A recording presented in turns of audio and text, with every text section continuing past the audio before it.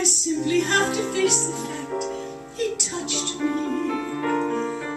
Moonlight and love songs, never out of date.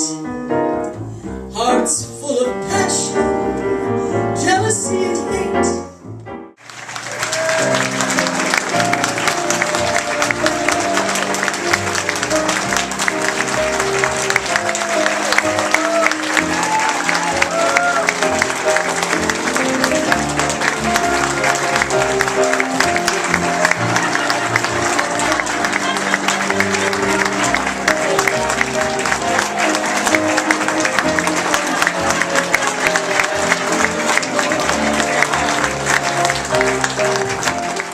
Tell me about your new CD that's coming out. Yes, it's Rogers. It's called A Tribute to Richard Rogers, and it's mostly Rogers in part.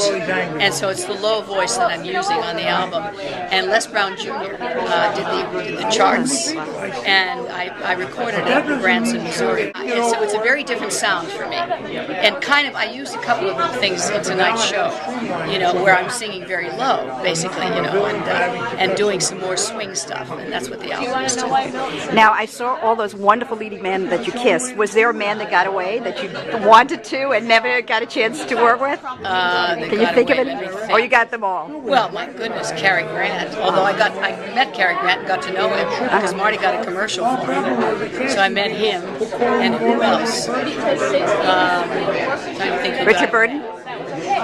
I never worked with Richard, but I met him and I sang with him. He's Welsh, and I'm Welsh heritage. And he said, we got to sing together. All Welshmen can sing. And he took me into a room. I was at a party with him. And he did it in Gaelic. I said, I can't sing in Gaelic. I can't. You have such gorgeous sons because you're so beautiful. Yes. And they're so talented. What about the grandchildren? Are anybody showing signs of taking over the reign? Very much so, yes. Patrick has two sons. They're 16 and 13. The 13-year-old is a piano virtuoso. He's Beethoven. He writes, he sings, he plays. I mean, unbelievably so. It's genetic. Yeah, it is genetic. My little granddaughter, who's 13, is now doing Carousel, playing my part in the theater. It was spectacular. Yes, she's amazing. She's amazing. I've watched her for many years, but she's amazing. How did you feel on the opening night of your wife's performance? Well, I was terrified. She's never played an intimate cabaret before. It's always symphony concerts. And, she's not a jazz singer. And I thought perhaps here they're going to look for that Scooby-Doo. And she's not a Scooby-Doo lady. She's still Broadway, but it worked out great. She's got a kind of a charm that transcends all that stuff. People love